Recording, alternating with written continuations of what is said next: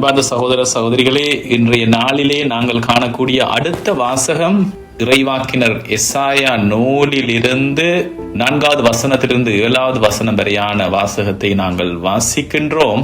அன்பார்ந்தவர்களே, இந்த வாசகத்தை நாங்கள் கேட்கும் பொழுது இந்த குருத்தோலை ஞாயிறு அன்று உண்மையாகவே ஒரு திடுக்கிடுகின்ற மாற்றத்தை வழங்குகின்ற தொனியின் மாற்றத்தை புகழ்ச்சியிலிருந்து வேதனையான ஒரு தொனிக்கு மாறுவதை எங்களால் அவதானிக்க முடிகிறது. 2 ஊர்வலங்களை நாங்கள் இன்று காண்கிறோம். திருப்பலியின் தொடக்கத்திலே நாங்கள் கண்டது ஒரு வெற்றியின் பவனி. மத்தேயு 21 மக்கள் ஆர்ப்பரிக்கின்றனர், மேலுடைகளை விரிக்கின்றனர்.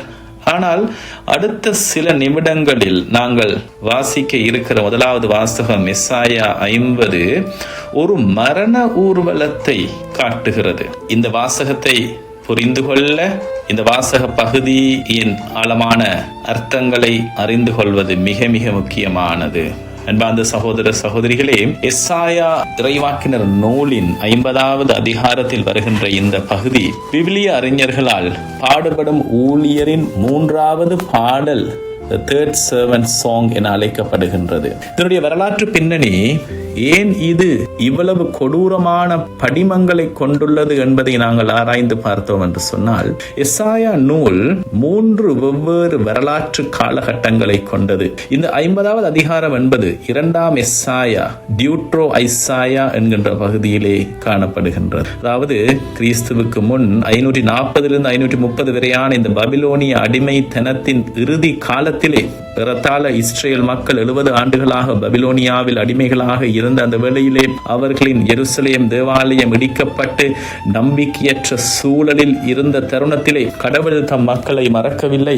ஒரு ஊழியர் வழியாக அவர்களை விடுவிக்க போகிறார் என்கின்ற நம்பிக்கையை தருவதே இந்த பாடலின் நோக்கம். ஆனால் யார் இந்த பாடுபடும் ஊழியர் என்பதை குறித்து சரியான ஒரு தெளிவு என்பவர்களே இஸ்ரேல் மக்களுக்கு இருக்கவில்லை. வரலாற்று ரீதியாக இறையியல் ரீதியாக 2 விளக்கங்களை இவர்கள் கொண்டிருந்தார்கள். ஒரு விளக்கம் எப்படி என்று சொன்னால், ஒரு சமூக அடையாளத்தை குறிக்கிற ஒரு வசனமாக, கலெக்டிவ் ஐடென்டிட்டி என்று. இந்த ஊழியர் என்பது ஒட்டுமொத்த இஸ்ரேல் மக்கள். அவர்கள் எப்படியாக பபிலோனியர்களால் அடிபட்டு இழிவுபடுத்தப்பட்டு காரி உமிழப்பட்டு துன்பப்படுத்தப்பட்டு அவர்களின் துன்பமே உலகிற்கு இறைவனை வெளிப்படுத்தும் வழியாக கருதப்பட்டது என்பது ஒரு விளக்கம். ஆனால் இது பூரணமான ஒரு விளக்கம் கிடையாது. ஏனென்று சொன்னால், நான் கிளர்ந்தெழவில்லை, விலகி செல்லவில்லை, அடிப்போருக்கு என் முதுகையும் தாடியை பிடுங்குவோருக்கு என் தாடையையும் ஒப்புவித்தேன் என்று ஒருமையிலே வருவது எப்படியாக ஒரு கூட்டு, ஒரு சமூகத்தை குறித்து நிற்கும் என்கின்ற ஒரு கேள்வி இங்கே எழலாம். அடுத்ததான விளக்கம் எப்படி என்று சொன்னால், இது இறைவாக்கினர் எசாயாவை பற்றியது அல்லது வர இருக்கின்ற ஒரு மெசியாவை குறிக்கிறதோ என்கின்ற ஒரு எண்ணமும் இஸ்ரேல் மக்களுடைய யூதர்களுடைய உள்ளத்திலே பல ஆண்டுகளாக இருந்து வந்த ஒரு கேள்வி. இது இயேசுவின் பாடுகளை 500 ஆண்டுகளுக்கு முன்பே படம் பிடித்து காட்டியிருப்பது ஒரு தீர்க்க தரிசன பார்வை. இறைவாக்கினர் எசாயா நூலில் 2ஆம் எசாயா அப்படி என்று சொன்னால் அதிகாரம் 40 55 வரையான இந்த 15 அதிகாரங்களில் மொத்தமாக 4 பாடுபடும் ஊழியருடைய பாடல்கள், 4 suffering servant songs என்று அழைக்கப்படுகின்ற 4 பாடுபடும் ஊழியரின் பாடல்கள் உள்ளன. விவிலிய இறையியலில் இவை மிக மிக முக்கியமானவை. ஏனெனில் இவை இஸ்ரேல் மக்களுடைய மீட்பர் பற்றிய பார்வையை, இந்த உலகளாவிய பார்வையை முற்றிலும் புரட்டி போட்ட பாடல்கள். பல யூதர்களால், இஸ்ரேல் மக்களால் இதற்கான தெளிவான விளக்கத்தை புரிந்து கொள்ள முடியாமல் இருந்தது. அவற்றின் விவரங்களை நாங்கள் சற்று பார்த்தோம் என்று சொன்னால், இந்த 1வது பாடல் எசாயா 42ஆம் அதிகாரம் 1-9 வரையான இந்த முதல் பாடல், அதனுடைய மைய பொருளாக கடவுள் தேர்ந்தெடுத்த ஊழியர், அவர் சாந்தமானவர், நசுங்கிய நாணலை அவர் முறிக்க மாட்டார், உலகிற்கு நீதியை கொண்டு வருவார் என்கின்ற அந்த வார்த்தைகளை கொண்டது.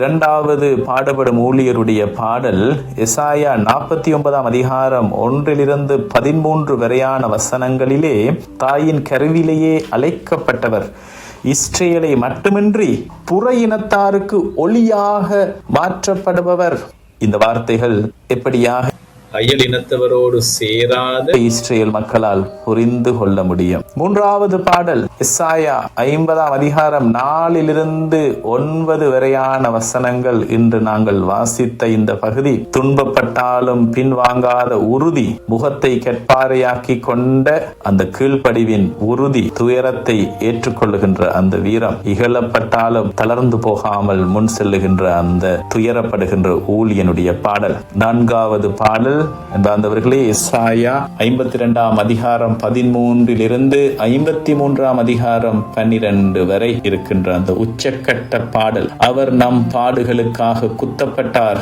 மற்றவருடைய பாவங்களுக்காக தன்னை ஒரு பலிப்பொருளாக ஒப்படைத்தார் என்கின்ற இந்த பாடல்.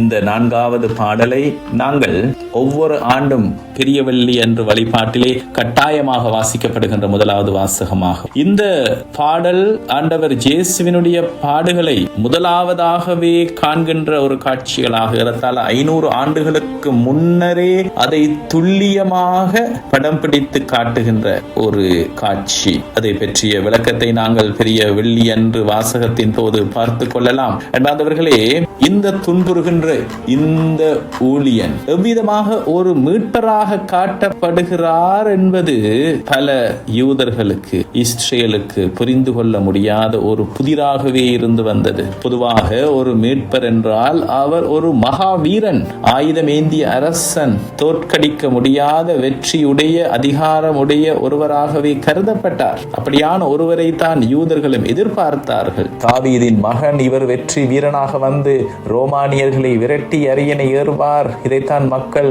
பலரும் எதிர்பார்த்திருந்தார்கள். ஆனால் எசாயா காட்டுகின்ற இந்த பாடுபடுகின்ற இந்த ஊழியனுடைய இந்த படம், இந்த பிம்பம், இயேசுவின் காலத்திற்கு முன்பிருந்த யூத அறிஞர்களுக்கு ஒரு பெரும் புதிராகவே இருந்து வந்துள்ளது. குழப்பம் அவர்களுக்கு தீரவில்லை. அதை பற்றிய சரியான விளக்கம் அவர்களால் கொடுக்க முடியவில்லை. விளக்கம் கொடுக்க முடியாத பகுதிகளை அவர்கள் தவிர்த்து நகர்ந்து செல்வது வழக்கமாக இருந்தது. ஜெருசலேம் பிரவேசத்தின் போது மக்கள் எதிர்பார்த்தது வெற்றி வீரனை, ஆனால் இயேசு காட்டியது பாடுபடும் ஊழியரை.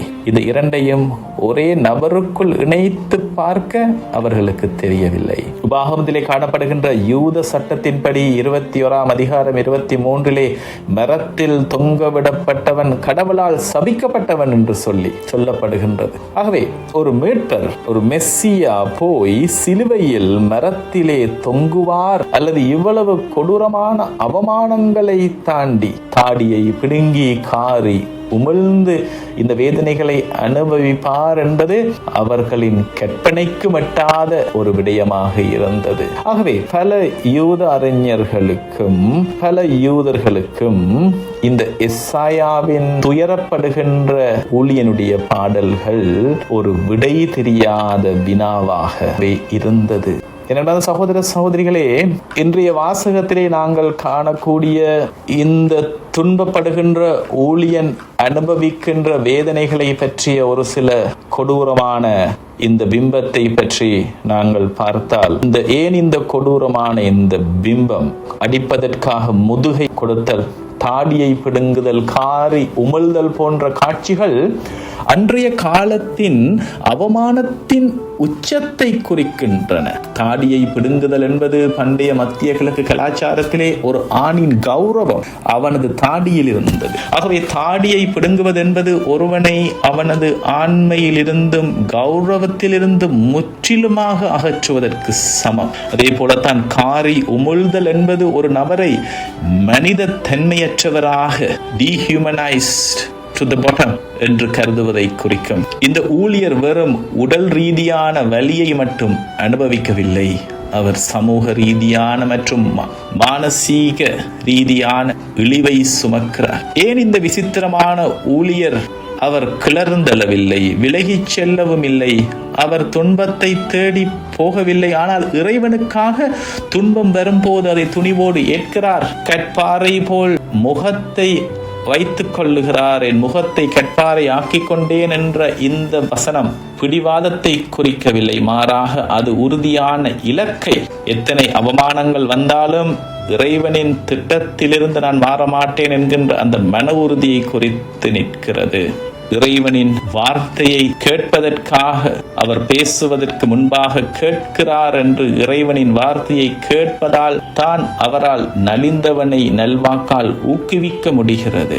அன்பானவர்களே, புனித வாரத்திலே இந்த முதல் வாசகம் எதற்காக தேர்ந்தெடுக்கப்பட்டிருக்கிறது என்பது நமக்கு இப்பொழுது தெளிவாகிறது.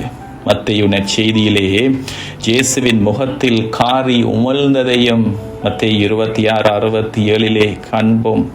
அவரை வாரால் அடித்ததையும் முதுகிலே அடித்ததையும் காண்கிறோம். எசாயா சொன்ன அந்த பயிற்சி பெற்ற செவிகள் இறைவனுக்கு முழுவதுமாக கீழ்ப்படிவதற்காக ஆண்டவர் இயேசுவிடம் இருந்த அந்த உறுதிப்பாடு இயேசுவிலே முழுமை பெறுகிறது. ஆக எசாயா காட்டும் இந்த ஊழியர் பலவீனத்தில் பலத்தை காட்டும் ஒரு புது வகை நாயகன். இந்த ஊழியரை பற்றிய யூத மக்களிடையே இஸ்ரேல் மக்களிடம் இருந்த இந்த ஐயப்பாடு, குழப்பங்கள், இதை நாங்கள் தொடர்ந்து காணலாம். இயேசுவின் சீடர்களுக்கு கூட இது ஆரம்பத்தில் புரியவில்லை.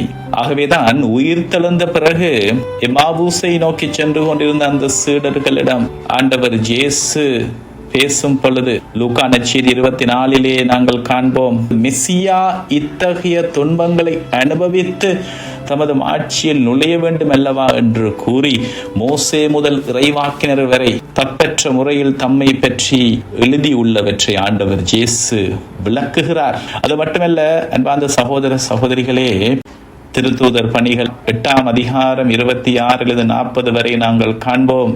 இந்த எத்தியோப்பிய அரசினுடைய நிதி அமைச்சரான அந்த எத்தியோப்பிய அன்னக அதிகாரி ஜெருசலேமுக்கு வழிபாடு செய்ய வந்துவிட்டு திரும்பும் பொழுது எசாயா நூலை வாசிக்கிறார். அவர் வாசித்த பகுதி சரியாக 4வது பாடுபடும் ஊழியருடைய பாடல். எசாயா 53:7-8 வரையான பகுதிகள். ஆழமான குழப்பத்தோடு அந்த அதிகாரி பிலிப்புவிடம் கேட்ட கேள்வி மிகவும் கூர்மையானது. இறைவாக்கினர் யாரை பற்றி இதை கூறுகிறார்? தம்மை பற்றியா அல்லது வேறொருவரை பற்றியா? ஏனென்றால் வரலாற்று ரீதியாக அன்றைய யூத அறிஞர்கள் எசாயா தன்னை பற்றி பேசுகிறாரா அல்லது இஸ்ரேல் மக்களை பற்றி பேசுகிறாரா என்பதில் குழப்பம் அடைந்திருந்தார்கள். ஏனெனில் ஒரு நபர் மற்றவருடைய பாவங்களுக்காக பலியாக முடியும் என்ற கருத்து, சப்ஸ்டிடியூஷனரி அட்டோன்மென்ட் என்று சொல்லுகின்ற மற்றவருடைய பாவங்களுக்காக பலியாக முடியும் என்ற கருத்து அவர்களுக்கு முற்றிலும் புதியது. ஆகவேதான் அங்கே திருத்தொண்டரான பிலிப்பு அந்த இடத்திலே தொடங்கி இயேசுவை பற்றிய நற்செய்தியை அறிவிக்கின்றார். இயேசுவின் சிலுவை பாடுகள் இல்லை என்றால் எசாயாவின் அந்த வரிகள் வெறும் கவிதையாகவே, கற்பனை காவியமாகவே, இன்று வரை புரிந்து கொள்ள முடியாத, பதிலில்லாத கேள்விகளாகவே இருக்கும். ஆகவே இயேசு சிந்திய அந்த இரத்தம், அவர் பட்ட அந்த பாடுகள், அவரது மரணம், அவர் அனுபவித்த அவமானம் இந்த வரிகளுக்கு விடையாக மாறுகிறது. பரத்திலே தொங்கப்பட்டவன் கடவுளால் சபிக்கப்பட்டவன். ஆகவே கடவுளால் ஆசீர்வதிக்கப்பட்ட மெசியா எப்படி சபிக்கப்பட்டவராக சிலுவையில் தொங்க முடியும்? இது அவர்களுக்கு ஒரு பெரிய இடரலாக இருந்தது. அவர்கள் எதிர்பார்த்த ஒரு அரசியல் தாவீது, ஒரு புதிய தாவீது அரசியல் அரசராக எதிரிகளை அழிக்கின்றவராக வருவார். ஆனால் இயேசு எதிரிகளுக்காக தன் உயிரை கொடுத்தார். இவரே நம் பாவங்களுக்காக துன்புற்று மாட்சி அடைந்த இறைமகன் என்று நமக்கு தெளிவை தருகின்றன.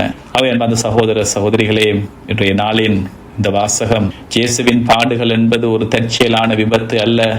அது விவிலியத்தின் தொடக்கம் முதல் இறுதி வரை ஓடிக்கொண்டிருந்த ஒரு இரகசிய இழை. இயேசுவின் உயிர்ப்பிற்கு பிறகுதான் சீடர்கள் கூட பழைய ஏற்பாட்டை புதிய கண் கொண்டு வாசிக்க தொடங்கினார்கள். அப்பொழுதுதான் அவர்களுக்கு புரிந்தது, விவிலியத்தின் ஒவ்வொரு பக்கமும் ஒவ்வொரு வார்த்தையும் இந்த ஆண்டவர் இயேசுவுக்காக காத்திருந்தவை என்று சொல்லி அந்த வகையிலே பாடுபடும் ஊழியரின் வருகைக்காகவும் இவை காத்திருந்தன. ஆகவே மத்தேயு 21 அதிகாரத்தை நாங்கள் வாசித்து ஒரு வெற்றியின் ஜெருசலேம் பிரவேசத்தை அனுபவித்து ஆண்டவர் இயேசுவை ஓசானா என்று பாடி மகிமையின் அரசராக ஆர்ப்பரிப்போடு அவரை வரவேற்று சில நிமிடங்களிலேயே எசாயா 50 இந்த பாடுபட்ட இந்த ஊழியர், இந்த இயேசு ஆண்டவர் அடிக்கப்படுகின்றார், காரி உமிழப்படுகின்றார், தாடி பிடுங்கப்படுகின்றார் என்கின்ற இந்த பக்கம் இயேசுவின் பாதை, சிலுவையின் பாதை. ஆகவே திடுக்கிடும் மாற்றத்தை உணர்ந்தவர்களா. ஆனால் ஆண்டவர் இயேசு சிலுவை மரணத்தோடு அவருடைய கதை முடியவில்லை. மாறாக அவர் வெற்றி வீரராக உயிர்த்தெழுந்து அவருடைய வாக்குறுதியின்படி 50வது நாள் தூய ஆவியை வழங்குவதூடாக அனைத்து மனிதர்களையும் இறை இயல்போடு பங்கு பெற தூய ஆவியால் நிரப்புகின்ற அந்த அற்புத அனுபவம் இந்த கிறிஸ்தவ இறையியலை பூரணப்படுத்துகிறது.